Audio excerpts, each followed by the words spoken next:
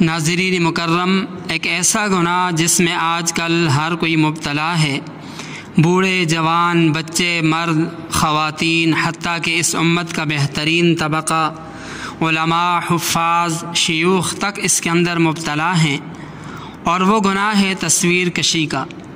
Mobile پر تصویر سازی اتنی عام ہو چکی ہے کہ کوئی بھی اس سے محفوظ نہیں۔ یہ مسلمانوں کے لیے سوچنے کا مقام ہے۔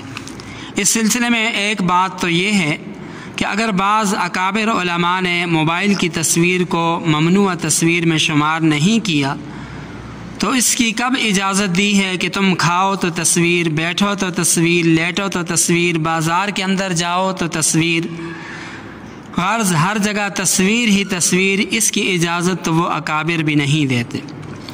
پھر دوسری بات یہ ہے کہ اگر بعض علماء موبائل کی تصویر کو ممنوع تصویر کے حکم میں نہیں مانتے تو ان کے مقابلے میں دوسری طرف بھی اکابر علماء کا ایک طبقہ موجود ہے جو اس کے بھی ناجائز ہونے کا قول کرتے ہیں۔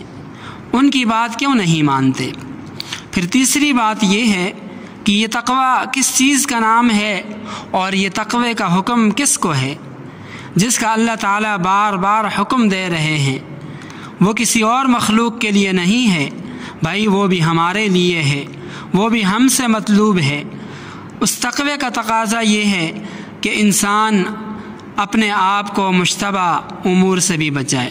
اور آخری بات یہ ہے کہ ایک تو ہے فیس بک، ٹک ٹاک، یوٹیوب کے لیے تصویر بنانا، ویڈیو بنانا جس میں عام طور پر بے حیائی ہوتی ہے، اس کے جواز کا تو کوئی بھی قائل نہیں، یہ تو ناجائز ہے۔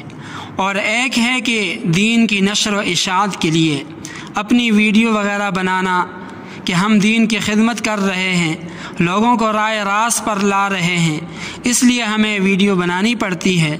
تو یہ بات ذہن میں رہے کہ کبھی کبھار اس غرض کے لیے اس قول کے اوپر عمل کرتے ہوئے بنانا تو مناسب معلوم ہوتا ہے کہ بولنے والا مرزا چہلمی نہیں بلکہ کوئی عالم دین ہے جو دین کی واقعی نشر و اشاعت کرنا چاہتا ہے۔ اور پھر دوسری بات کہ جن حضرات اکابر نے موبائل کی تصویر کو ممنوع تصویر میں شمار نہیں کیا وہ بھی اس کی بقدر ضرورت اجازت دیتے ہیں۔ یہ نہیں کہ آپ ہر جگہ تصویر اور ویڈیوز ہی بنانا شروع کر دیں، مساجد کے ماحول کو، تقدس کو پامال کرنا شروع کر دیں۔ اس لیے جس چیز کی جتنی اجازت ہو اس کو اسی دائرے میں رکھا جائے، اس میں حد سے تجاوز کوئی اچھی چیز نہیں ہے۔ اللہ تعالی ہم سب کو اس تصویر سازی اور تصویر کشی کی اس گناہ سے محفوظ فرمائے اور ہم سب کو دین کی سمجھ عطا فرمائے، دین پر چلنا ہم سب کے لیے آسان فرمائے۔ مزید اہم مسائل جاننے کے لیے ہمارے چینل کو ضرور سبسکرائب کیجیے، ویڈیو کو لائک اور شیئر کیجیے۔